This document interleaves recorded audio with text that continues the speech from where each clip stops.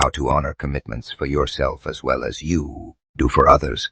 What if the most important relationship you're neglecting isn't with your friends or family, but with yourself? There's this weird thing happening in the lives of high achievers and helpers. We'll move mountains to keep our word to others while casually breaking promises to ourselves. I call this the commitment gap, and I think we should talk about closing it. The commitment gap is basically the difference between how reliably you fulfill commitments to others versus commitments to yourself.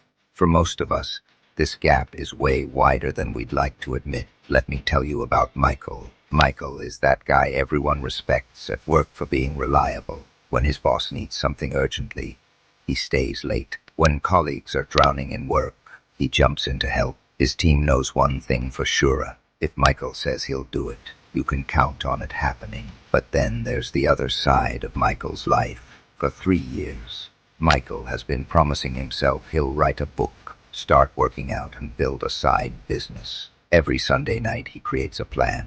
By Wednesday, the plan is forgotten. This keeps happening over and over while his personal goals stay just dreams. Sound familiar?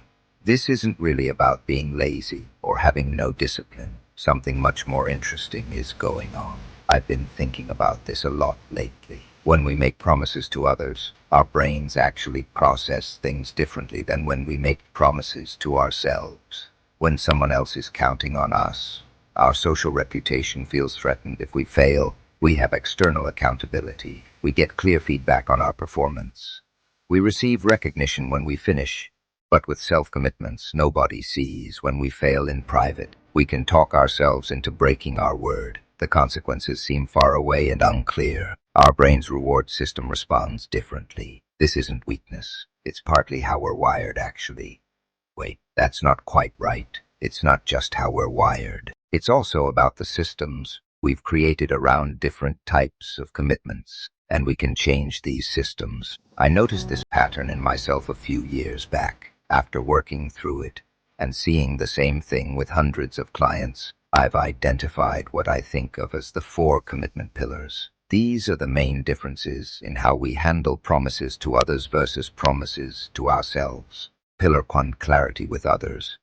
We get specific about what we'll deliver, when and how good it'll be. With ourselves, we stay vague. I'll exercise more, or I should eat better. Pillar 2, consequence. Breaking promises to others has immediate social fallout that stings. Breaking promises to ourselves, we become Olympic-level mental gymnasts, justifying why it's fine. Pillar 3, for external commitments, we know exactly what success looks like. For personal commitments, the finish line keeps moving or stays fuzzy, makes it impossible to ever really win. Pillar 4, celebration. When we deliver for others, we get thanks, recognition, sometimes rewards. When we deliver for ourselves, we just raise the bar higher or brush off what we accomplished. I stumbled onto this pattern in my own life about 5 years ago. I was that person everyone called first for help, always volunteering, staying latest, going beyond what was asked. My reputation was solid gold. Meanwhile, I had a graveyard of personal projects I'd started and abandoned.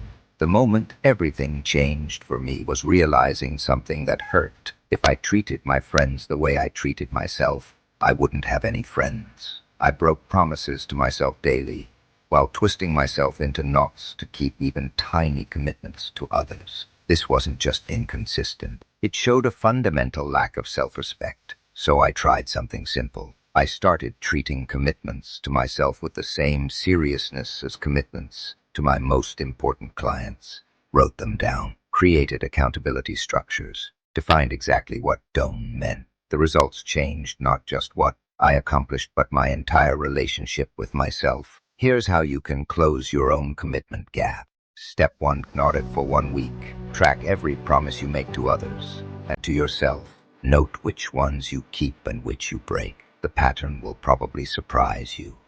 Step 2, external formalization. Write down your self-commitments with the same detail you'd put in a work contract.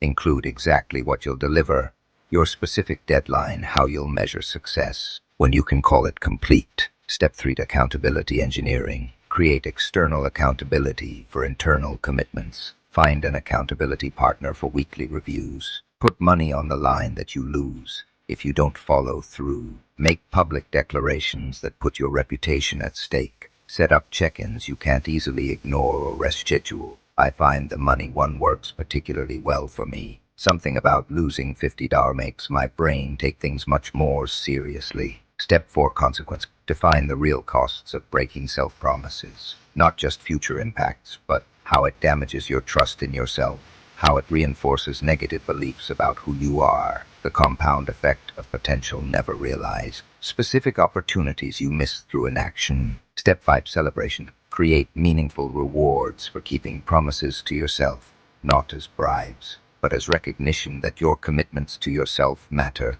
just as much as those to others. Here's something most self-improvement advice misses completely. Keeping promises to yourself isn't about grinding harder or having iron willpower.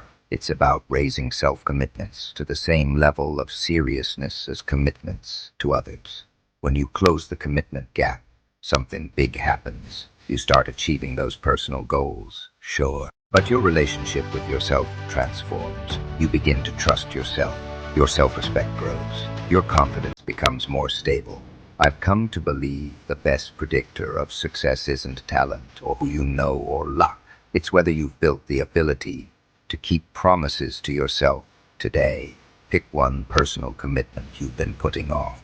Write it down with the detail you'd include when promising something important to someone you deeply respect. Create accountability as if your reputation depends on it, because with yourself it does. The quality of your life comes down to this gap between what you promise yourself and what you deliver. Close that gap, and you'll find an entirely new level of personal power. The person you become when you honor commitments to yourself becomes capable of achieving everything else you want. Did the video help? If yes, don't forget to like, comment, and share so that others can learn as well.